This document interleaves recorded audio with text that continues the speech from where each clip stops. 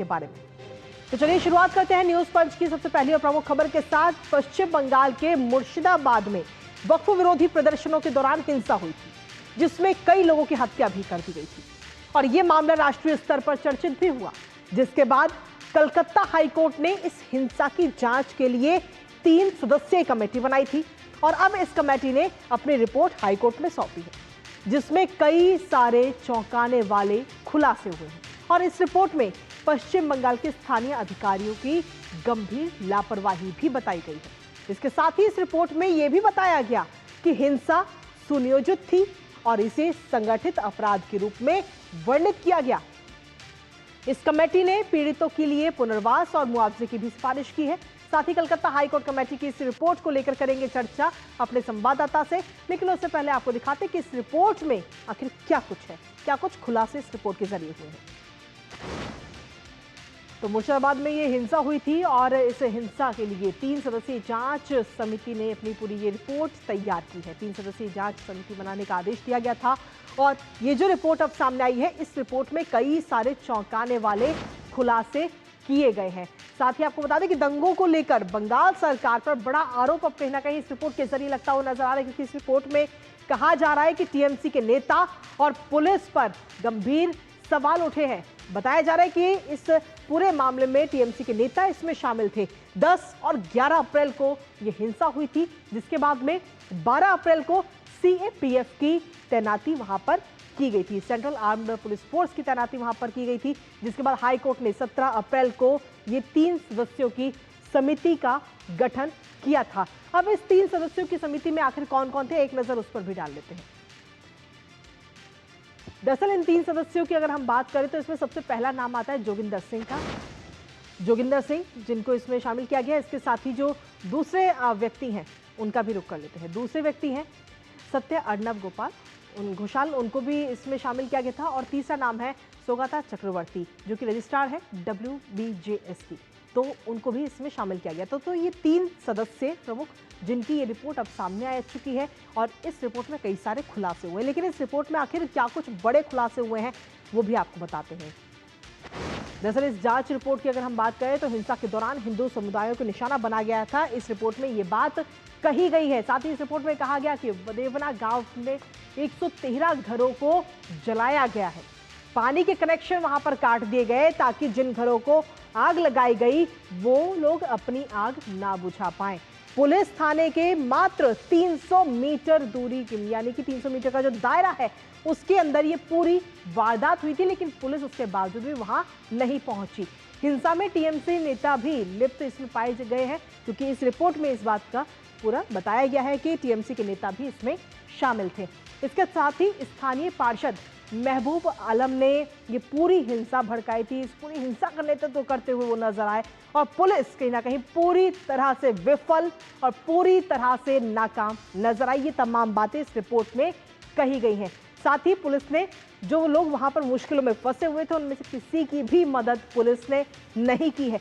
बड़े पैमाने पर आगजनी की गई, लूटपाट की गई, दुकानें और कई मॉल को भी आग के हवाले इस दौरान वहां पर किया गया जब ये हिंसा हुई थी।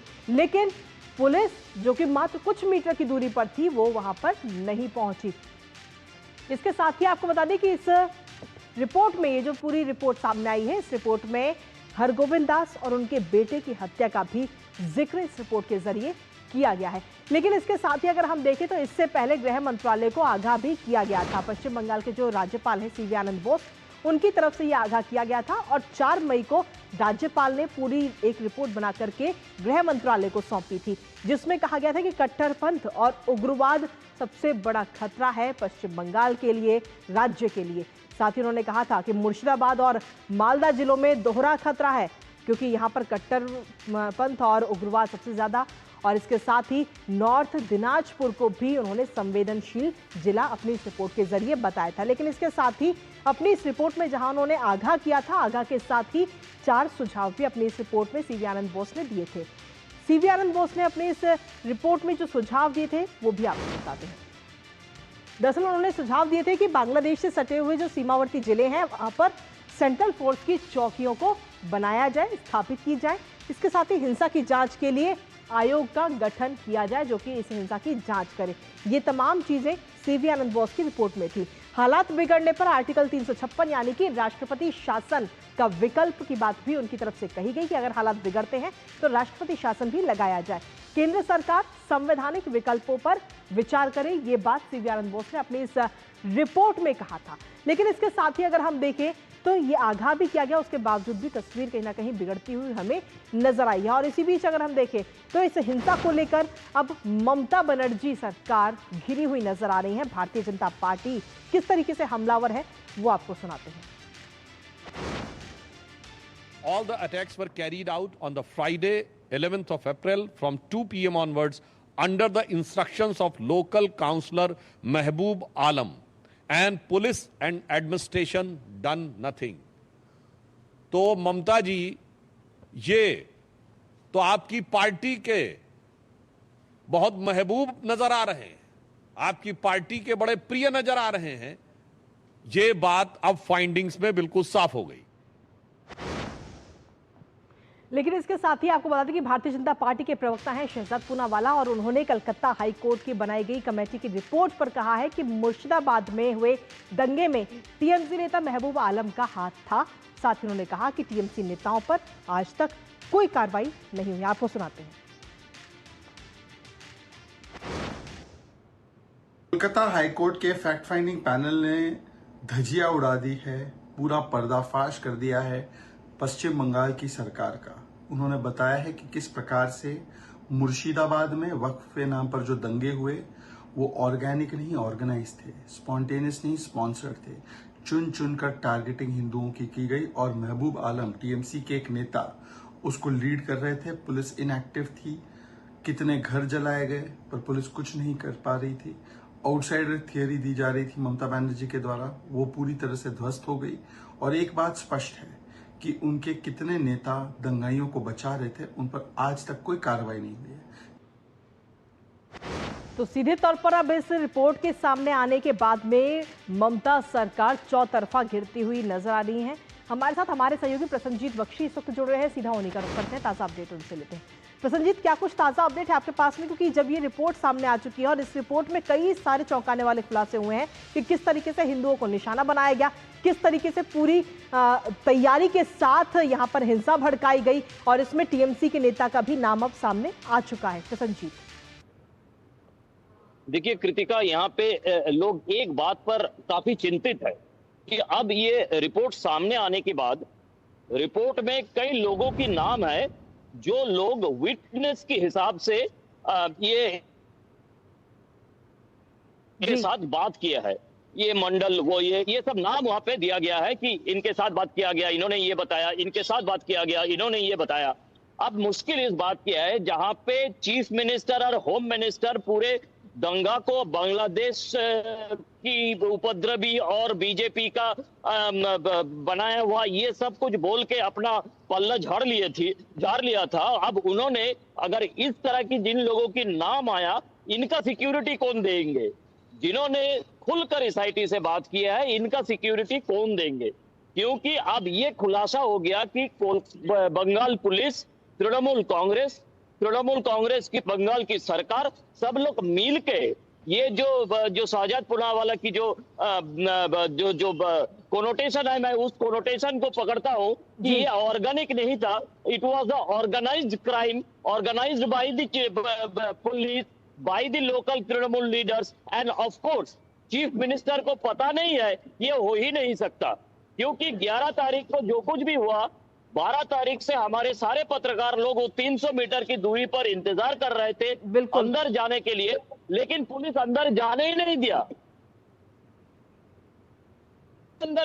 दिया। जबकि हमें पता था कि हरगोविंद दास और उनका बेटा चंदन दास को मारा गया है। जब तक पुलिस ने स्वीकार नहीं किया, हम लोगों ने इस खबर को दिखा नहीं पाए। तो ये सारे एक ऑर्गेनाइज्ड क्राइम है। अब जिन्होंने एसआईटी के सामने अपना चेहरा दिखाया, उनका सिक्योरिटी के बारे में काफी लोग चिंतित है। कृतिका, इसके साथ ही प्रसन्नजीत, अब इस रिपोर्ट के सामने आने के बाद में जब ममता सरकार चौतरफा घिरती हुई नजर आ रही है, तो क्या उनकी तरफ से किसी प्रकार की कोई प्रतिक्रिया या यूं कहीं की सफाई दी गई है अभी तक? नहीं, कोई सफाई सरकार की कोई सफाई नहीं है। चीफ मिनिस्टर उत्तर बंगाल में है, जब वो कोलकाता लौटेंगे उसके बाद कुछ सिलीगुड़ी में कुछ बताएंगे कि नहीं, इसी के इंतजार में है। लेकिन चीफ मिनिस्टर छोड़ के बाकी कोई इसी के ऊपर कोई एक टिप्पणी नहीं किया, और सब लोग बचने की कोशिश में है कि इससे कोई टिप्पणी ना करे, इसे कोर्ट का दस्तावेज बोल के इस एसआईटी रिपोर्ट से बच जाए। साथ ही प्रसन्नजीत, ये जो रिपोर्ट सामने आई है, इस रिपोर्ट में अब क्या कुछ आगे के लिए सुझाव दिए गए हैं? देखिए, जिस तरह से महामहिम डॉक्टर सीवी आनंद बोस ने अपने रिपोर्ट में बताए थे, करीब करीब उसी तरह से एसआईटी ने भी अपने रिपोर्ट में बताया कि ये जो मुर्शिदाबाद की दंगा है ये सुनियोजित है और इसके बारे में आगे जाके जांच होना जरूरी है। और खास तौर से ये देखना जरूरी है कि ये जो सीमावर्ती जगह है, इस सीमावर्ती जगह में किस तरह से यहाँ पे सुरक्षा को कायम रखा जाए। एकदम मैं कह सकता हूँ कि पत्रकार हम जिस तरह से रिपोर्ट किए थे उसी तरह से महामहिम गवर्नर साहब को भी पता चला था अपने तहकीकात में, और अब एसआईटी को भी पता चला अपने तहकीकात में। इसीलिए जो सच्चाई है वो सच्चाई है। ममता बनर्जी और उनके पुलिस और उनके पार्टी झूठ फैलाने की कोशिश में लगे हुए थे पिछले कई दिनों से। चलिए ठीक है प्रसन्नजीत, बहुत बहुत धन्यवाद तमाम जानकारी और अपडेट्स हमारे साथ साझा करने के लिए। इस खबर से जुड़े, लेकिन साथ ही आप इस खबर पर अपनी नजर लगातार बनाए रखिएगा।